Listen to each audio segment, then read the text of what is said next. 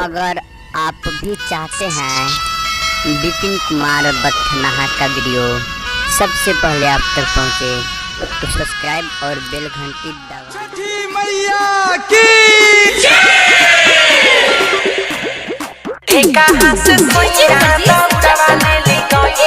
Music by Saurabh Aishwarya. होते सबेरे पिया जइहा बजरिया पिया जइहा बजरिया।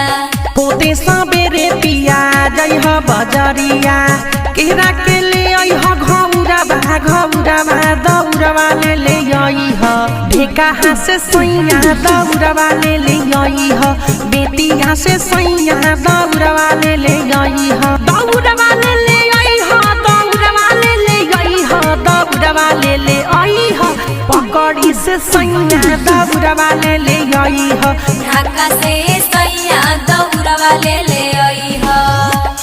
बोला बोला छठी मैया की। डीजे ब्रजेश चकिया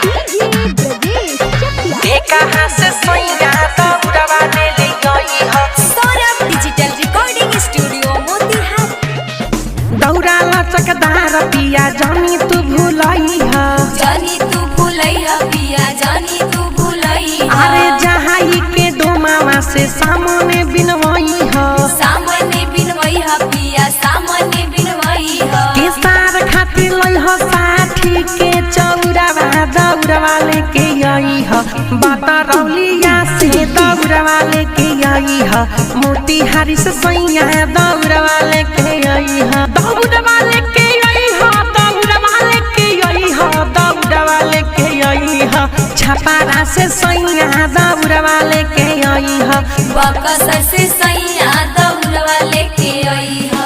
डीजे ब्रजेश चकिया ढेका हासे सैया दौरवा ले अइहा